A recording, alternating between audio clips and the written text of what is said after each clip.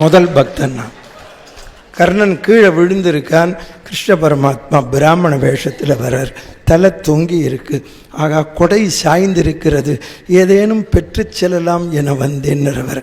தாண்டிய தரங்க கருங்கடல் உடுத்த தரணியில் தளர்ந்தவர் தமக்கு வேண்டிய தருதி நீ எனக் கேட்டேன். மேருவின் இடை தவம் பூண்டேன், ஈண்டிய வறுமை பெருந்துயர் உடந்தேன், இயைந்து ஒன்று இக்கணத்தளிப்பாய். கர்ணன் காதல விழுறது கொடைன்னு. ஐயகோ அந்த நான் கெட்டேன், இது நாள் வரை அங்க நாட்டுக்கு அதிபதியாக இருக்கின்ற பொழுது தாங்கள் வராமல் இப்பொழுது வந்திருக்கிறீர்களே, என்னிடத்திலே இருப்பதை கேளுங்கள். இந்த கர்ணன் உயிர் பிரியும் பொழுது கொடுக்கவில்லை என்ற கெட்ட பெயர் வரக்கூடாது என்றான். ஆவியோ நிலையில் கலங்கியது, யாக்கை அகத்ததோ புறத்ததோ அறியேன், பாவியன் வேண்டும் பொருளெல்லாம் நயக்கும் பக்குவம் தனில் வந்தில்லையால் என்னிடத்திலே இருப்பதை கேளுங்கள். பிராமண வடிவத்தில் இருக்கும் கிருஷ்ணன் பேசுவான். இது நாள் வரை நீ செய்த புண்ணிய பலனை நீரால் தாரை வார்த்து கொடு என்றான். நீர் வந்திருப்பதோ போர்க்களம், யான் நீருக்கு எங்கே செல்லுவேன் என்று அர்ஜுனன் விடுத்த பானத்தை எடுக்க முடியாமல் எடுத்தான். இரத்தம் ஆறை போல் பெருக்கெடுத்து ஓடியது. பலருக்கு சந்தேகம் வரும், கர்ணன் புண்ணியத்தை கொடுத்தானே, அதுக்கு ஒரு புண்ணியம் வருமே, அதுக்கு ஒரு புண்ணியம் வருமேன்னு. எங்கள் வில்லி ஜாகிரதையாக எழுதினான். இது நாள் வரை நான் செய்த புண்ணியம், செய்கின்ற புண்ணியம், செய்யும் புண்ணியம் அனைத்தையும் கொடுத்தேன். நான் ஓவிலாது யான் செய் புண்ணியம் அனைத்தும் உதவினேன் கொள்கனி, பூவில் வாழ எனும் எனக்கு நிகரல்லன் என்றால் புண்ணியம் இதனினும் பெரிதோ என்றான். கிருஷ்ண பரமாத்மாவுக்கு ஆனந்த கண்ணீர், சோக கண்ணீர் பெருகியது. தன் விஸ்வரூபத்தை காட்ட வேண்டும் என்று அவன் தேர்தட்டிலே அவன் தலையை தூக்கி வைக்கிறார். அவர் வைப்பதற்கு முன்னால் கர்ணனை பார்த்து பேசுவார். உனக்கு என்ன வரம் வேணும் கேள், தருகிறேன் என்றார். அப்பொழுது யோசித்து பாருங்கள், கிருஷ்ண பரமாத்மா அர்ஜுனன் தேரை விட்டு இறங்கி வரும்பொழுது இவனிடத்திலே இருக்கிற புண்ணியத்தை வாங்க வேண்டும் என்ற எண்ணத்தில் வந்தாரே தவிர எதுவும் கொடுக்க வேண்டும் என்ற எண்ணத்தில் வரவில்லை. ஆனால் இப்பொழுது கொடுக்கிறேன் என்கிறார். ஏன் தெரியுமா? யார் வந்து எதை கேட்டாலும் கொடை என்ற சிந்தனையவே ஊட்டி ஊட்டி வளர்த்ததனால், கர்ணனுடைய இரத்தத்தை வாங்கியதனால், வாங்க வந்த கிருஷ்ணனுக்கே கொடுக்க வேண்டும் என்ற எண்ணம் வந்து விட்டது. வில்லி சொல்லுவார், மல்லலம் தொடையல் நிருபனை முனிவன் மகிழ்ந்து வேண்டிய வரங்கள் தருதும் என்று உரைப்ப கர்ணன் பேசுவான். அந்தணரு, இந்த பாவியானவன் புண்ணியமும் செய்திருக்கலாம், பாவம் செய்திருக்கலாம், இல்லேன்னு வர்றவனுக்கு இல்லேன்னு சொல்லாத இதயத்தை கொடு என்று கேட்டான். அல்லல் வெவ்வினையால் இன்னும் உற்பவம் உண்டாயின் ஏழு எடுபிறப்பும் இல்லை என்று வருவோர்க்கு இல்லை என்று உரையா இதயம் நீ அளித்தருள வேண்டும் என்று கேட்டான். கிருஷ்ண பரமாத்மா கண்ணீர் பெருக இவனுக்கு விஸ்வரூபம் காட்ட வேண்டும் என்று தலையை தேர்தட்டிலே வைத்தான். கண்ணீர் விழுந்து ஓடியது. அப்பொழுது கர்ணன் நினைத்தான், தன்னிடத்திலே தானம் பெற்று செல்லுகின்றவன் திரும்பி செல்லும் பொழுது அழுது கொண்டே போகிறானே, நமக்கு வேறு வரம் அளிக்கிறேன் என்று சொல்லுகிறானே என்று. அந்தணரே, இந்த பாவியிடத்தில் இது நாள் வரை தானம் பெற்று சென்றவர்கள் மகிழ்ச்சியோடு தான் சென்றிருக்கிறார்கள். நீங்கள் எனக்கு வரம் அளிக்கிறேன் என்று சொல்லிவிட்டு அழுது கொண்டே போகிறீர்களே, நீங்கள் யாரோ என்று கண்களை திறக்க முடியாமல் திறந்து பார்க்கிறான். அந்த நீலமேக சியாமளர் சங்கு சக்கர கதாதாரியாக பீதாம்பரதாரியாக அவன் காட்சி அளிக்கிறான். உயர்வர உயர்நலம் உடையவன் எவனவன், மயர்வர மதிநலம் அருளினன் எவனவன், அயர்வரும் அமரர்கள் அதிபதி எவனவன், துயரறு சுடரடி தொழுதெழன் மனனே, ஊரிலேன் காணி இல்லை உறவு மற்ற ஒருவர் இல்லை, பாரில் நின் பாதம் மூலம் பற்றிலேன் பரமமூர்த்தி, காரொளி வண்ணனே கண்ணனே கதறுகின்றேன், ஆருளர் கலைகணம்மா அரங்கமா நகருளானேன், செடியாய வல்வினைகள் தீர்க்கும் திருமாலே நெடியானே வேங்கடவா, நின் கோயிலின் வாசல் அடியாரும் வானவரும் அயம்பரும் கிடந்து எங்கும் படியாய் கிடந்து உன் பவளவாய் காண்பனே, தம் தம் உரியில் அவரவர் வைத்த தயிர்பால் வெண்ணை எட்டாமல் குந்தி உரலின் மிசை ஏறி இளங்கோவியர் மின் கூத்தாடி நந்தன் மனையில் யசோதை இரு நயனம் கழிக்க வந்து விளையாடும் மைந்தன் தாள் ஒரு நாளும் மறவாதாரே பிறவாதார் என்று எம்பெருமானை எப்படி ஸ்தோத்திரம் செய்தார்களோ,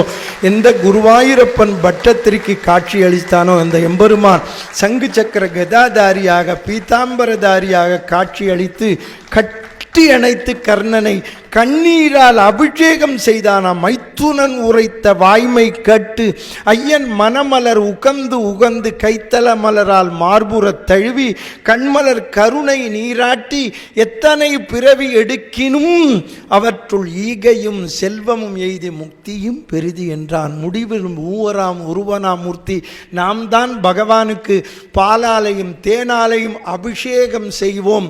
பகவானே கண்ணீரால் அபிஷேகம் செய்த ஒரு பக்தன் உண்டு என்றால் அது கர்ணன் ஒருவன் தான். காரணம் என்னவென்றால் எல்லோருக்கும் கொடுத்து மகிழ்ச்சியோடு வாழ்ந்தவன்.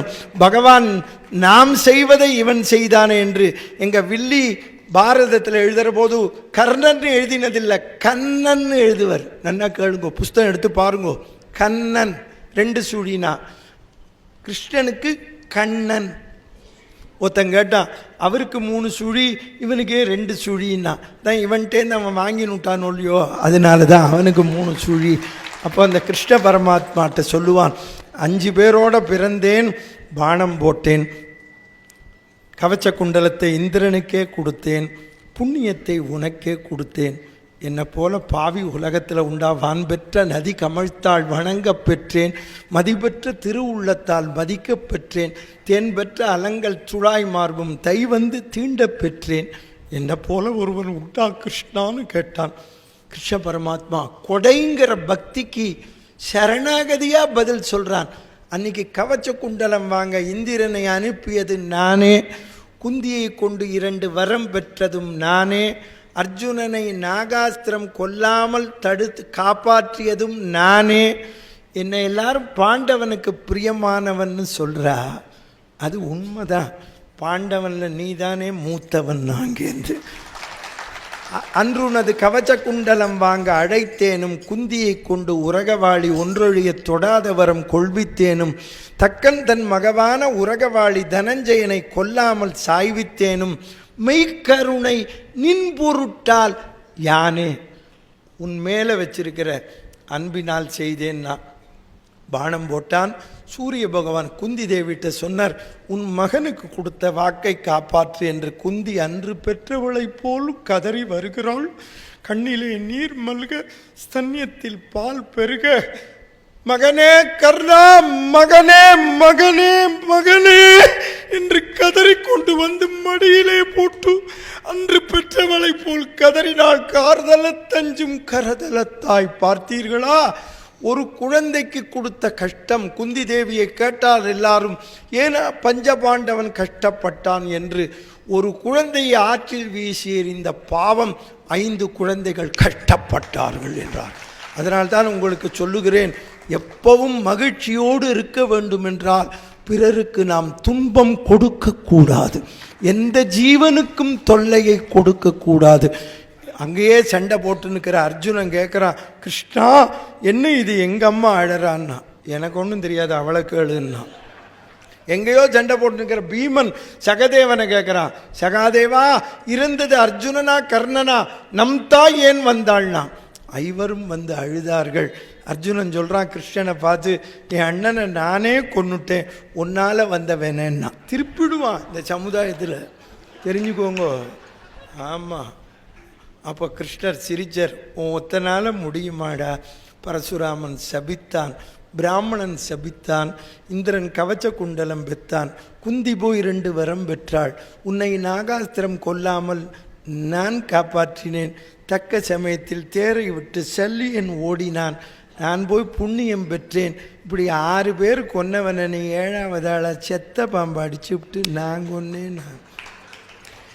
அவன் எனக்கு குந்தி தேவி அம்மானு தெரியலையேன்னு அழுதான். இப்போ எங்கள் வில்லி இப்போ எழுதியிருக்கலாமே, குந்தி பையன் செத்து போயிட்டான்னு எழுதியிருக்கலாமோ இல்லையோ. என்ன எழுதினாங்க கேளுங்க. அப்போ தான் சகாதேவன் சொல்கிறான் அங்கேருந்து, ஏ கிருஷ்ணா நீ திருடன்.